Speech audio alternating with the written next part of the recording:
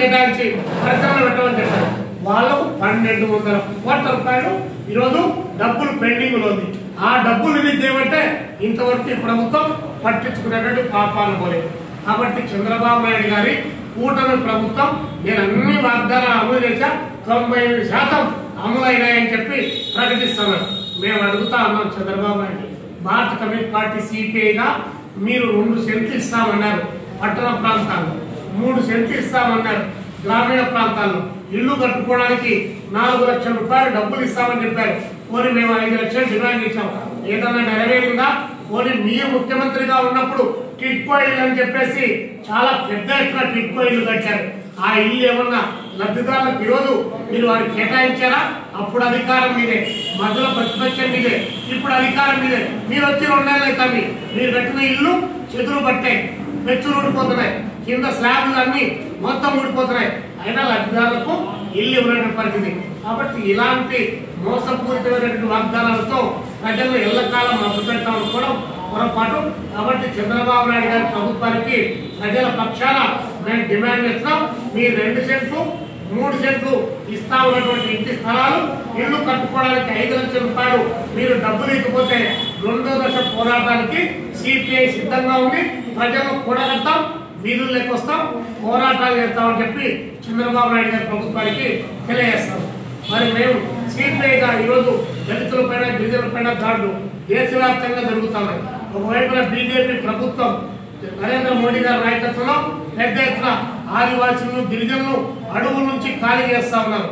అటవీ సంపదను కొల్లగొట్టుకోవడానికి కావాల్సినటువంటి అన్ని రకాల ప్రయత్నం చేస్తూ అడవుల్లో ఉన్నటువంటి మావోయిస్టుల పేరుతో అక్కడ ఉన్నటువంటి గిరిపుత్రులను అడవుల నుంచి బయటకు పంపడానికి ఆపరేషన్ ఖగార్ పేరుతో పెద్ద ఎత్తున ప్రయత్నం చేసి కనిపించినట్టు కాల్చి చంపుతున్నారు, పట్టుకొని లొంగిపోయినారని చెప్పేసి ప్రకటిస్తా ఉన్నారు. మేము ఈ ప్రభుత్వాన్ని అడుగుతా ఉన్నాం, నరేంద్ర మోడీ గారిని అడుగుతా ఉన్నాం, ఆపరేషన్ ఖగార్ పేరుతో అడవుల్లో ఉన్నటువంటి సామాజిక హక్కులు అడిగేటువంటి దళిత పేద వర్గాల పైన మీ ప్రతాపం చూపుతూ వారిపైన మావోయిస్టులు అర్బన్ నక్సలైట్లని ముద్ర వేసి చంపడానికి కావాల్సినటువంటి ప్రయత్నం మీ ప్రభుత్వం వైపు నడుస్తా ఉంది. దాన్ని ఆపరేషన్ ఖగార్ను మీరు ఆపండి, చర్చలకు పిలవండి అని చెప్పి మేము ప్రభుత్వానికి విజ్ఞప్తి చేస్తున్నాం.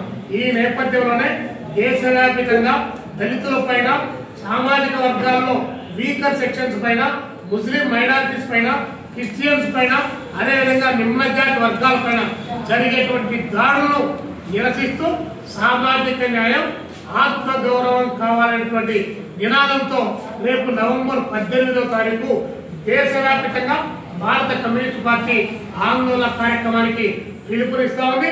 ఈ పిలుపులో అంబేద్కరిస్టులు పాల్గొనమని చెప్పి పిలుపునిస్తా ఉన్నాం, మావోయిస్టులు పాల్గొనమని చెప్పి కోరుతా ఉన్నాం, అదేవిధంగా దళిత సంఘాలు పాల్గొనమని చెప్పి కోరుతా ఉన్నాం, గిరిజన సంఘాలు పాల్గొనమని చెప్పి కోరుతా ఉన్నాం.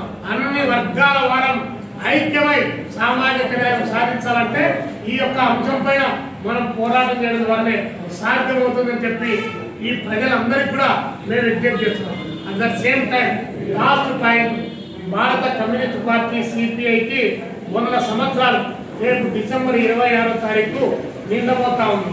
ఈ సందర్భంగా ఢిల్లీ నుంచి ఢిల్లీ వరకు పెద్ద ఎత్తున వారోత్సవాల పేరుతో 20వ తారీఖు నుంచి 25వ తారీఖు వరకు అమరవీరులను స్మరిస్తూ వారి త్యాగాలను మళ్ళొకసారి మననం చేసుకుంటూ పెద్ద ఎత్తున దేశవ్యాప్తంగా ప్రతి శాఖలో కూడా 100 ఇయర్స్ సెలబ్రేషన్స్ నిర్వహించాలని చెప్పేసి జాతీయ సమితి పిలిపించింది.